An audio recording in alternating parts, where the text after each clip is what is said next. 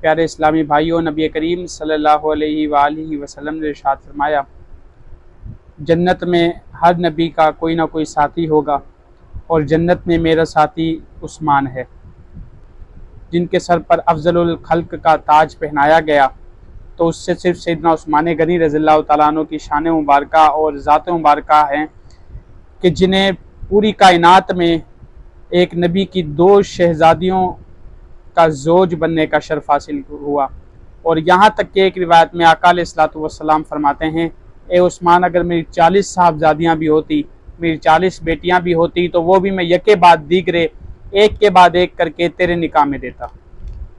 یہ تو ہر صحابی ہدایت اور روشنی، نور کا، ایمان کا جگمگاتا ستارہ ہے۔ میں نبی نے فرمایا، اصحابی کالنجوم فبأیہم اقتدیتم اہتدیتم، میرے صحابہ ستاروں کی طرح ہیں، ان میں سے تم جس کی پیروی کرو گے ہدایت پا جاؤ گے۔ تو آقا علیہ الصلوۃ والسلام کے تمام صحابہ جو ہیں، ان کے سامنے، جس کے سامنے آپ ایمان کی بھیک مانگیں گے، جھولی پھیلائیں گے، تو وہ سب جو ہے آپ کو ایمان عطا کرنے پر قادر ہے۔ یعنی جس کی بھی آپ پیروی کریں گے تو آپ ایمان یافتہ ہو جائیں گے، جس کی بھی آپ پیروی کریں گے تو آپ کو جو ہے وہ ایمان کی دولت سے نواز دیا جائے گا۔ عبداللہ ابن عمر رضی اللہ تعالیٰ عنہ کیا فرماتے ہیں، لا تسبوا عثمان فإنا كنا نعد من خيارنا، کہ حضرت عثمان غنی رضی اللہ تعالیٰ عنہ کو کبھی برا مت کہیں، اس لیے کہ حضرت عثمان غنی کو ہم اپنے زمانے میں بہترین لوگوں میں شمار کرتے تھے۔ اب یہ حضرت عبداللہ ابن عمر رضی اللہ تعالیٰ عنہ کا فرمان مبارک جو ہے، یہ اجماع صحابہ کی حیثیت رکھتا ہے۔ کیوں؟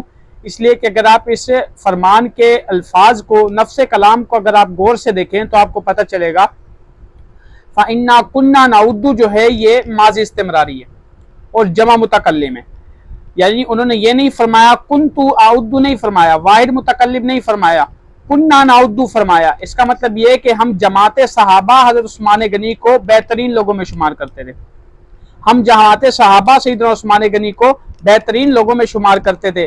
اور آگے اگر آپ ذرا غور سے دیکھیں، مبتدی طالب علم کو جو صرف و نحو میں ذرا سا بھی غور و فکر کرتا ہے، اسے بھی پتا ہے کہ ماضی استمراری میں گزشتہ زمانے میں کسی کام میں دوام اور تجدد پایا جاتا ہے، یعنی یہ کام جو ہے وہ گزشتہ زمانے میں چلتا ہوا آ رہا ہے۔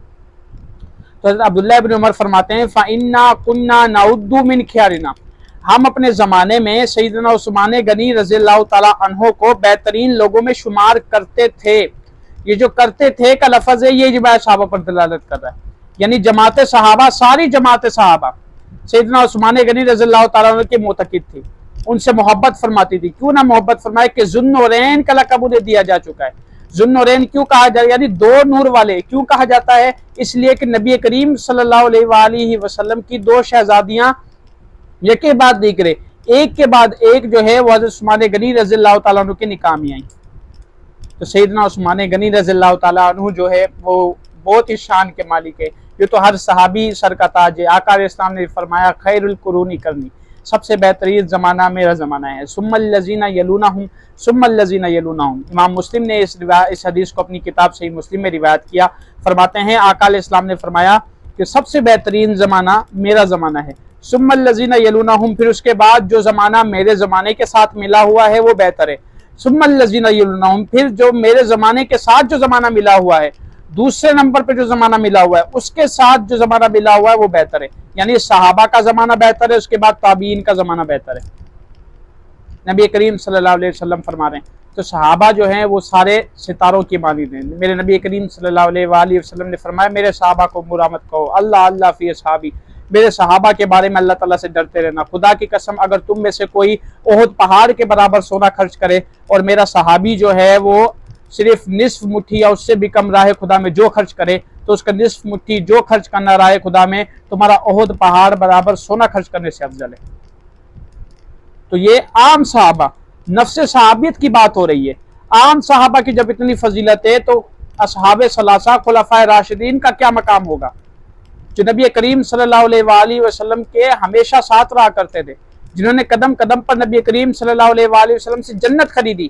سیدنا عثمان غنی رضی اللہ تعالیٰ عنہ نے اپنی زندگی مبارکہ میں 2 دفعہ آقا علیہ الصلوۃ والسلام سے جنت خریدی، حتیٰ کہ سیدنا عثمان غنی کی شان میں آقا علیہ الصلوۃ والسلام نے یہاں تک فرمایا کہ آج کے بعد عثمان کو کوئی عمل نقصان نہیں دے گا۔ جیش اسرا غزوہ تبوک کے اندر سیدنا عثمان غنی نے 950 اونٹ सवारी के लिए पेश किए साजो सामान के साथ। ये उस वक़्त की बात है जब मुसलमान जो है वो फ़क्र फाका और तंगी का शिकार थे।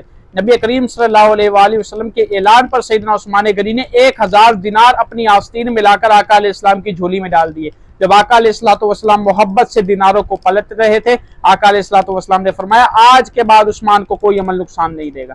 आका अलैहिस्सलाम ने बयान फरमाया एक फितना आएगा और उस फितने में ये शख्स जो है मजलूम और हक पर कत्ल शहीद कर दिया जाएगा। सैयदना हजरत अबू तलहा फरमाते हैं मैं उठा और मैंने जब उसका चेहरा देखा तो सैयदना उस्मान थे। ये कितनी हदीसें सैयदना उस्मान की शान में आका अलैहिस्सलाम ने बयान फरमाई। तो 18 ज़िलहज की मुनासबत से सैयदना उस्मान गनी रज़ियल्लाहु तआला अन्हु को शहीद किया गया। अगर आप देखें तारीख से देखें, और इंसान जो है जिसके अंदर अक्ल सलीम है, जिसके अंदर ज़मीर है, जो उसको गुनाह को छोड़ने पर और नेकी की तरफ रागिब करने पर उसको उम्मीदें दिलाता है, उसको नेकी का रास्ता दिखाता है। तो अगर आप देखें तो वाक़या करबला से ज़्यादा गमगीन वाक़या और अफसोसनाक वाक़या शहादत उस्मान है। एक हाकिम जिसके पास मुकम्मल फौज और मुकम्मल ताकत हो, फिर भी वो बाहर निकलकर दुश्मनों का मुकाबला ना करे, तो वो क्या चाहता है? वो यही चाहता है कि हरम मदीना के अंदर नबी करीम सल्लल्लाहु अलैहि वसल्लम जहां आराम फरमा रहे हैं वहां मुसलमानों का खून ना बहाया जाए। उसकी सिर्फ नीयत इतनी साफ है। और मेरे नबी ने सैयदना उस्मान गनी को फरमा दिया था, ए उस्मान, अल्लाह ताला तुम्हें खिलाफत की कमीज पहनाएगा, लिहाजा कुछ लोग इस खिलाफत की कमीज को तुमसे उतारना चाहेंगे। ए उस्मान, तुम कभी भी इस खिलाफत की कमीज को अपने से उतारने मत देना, तुम इस खिलाफत की कमीज को कभी मत उतारना। तो जब सैयदना उस्मान गनी को शहीद किया गया तो आप कुरान मजीद सूरह अल-बकरा की तिलावत फरमा रहे थे, फसयकफीकहुमुल्लाह व हुवस समीउल अलीम। ए महबूब, आपको अल्लाह ताला आपके दुश्मनों के मुकाबिल काफ़ी है। व हुवस समीउल अलीम, वो सुनने वाला भी है, वो जानने वाला भी है।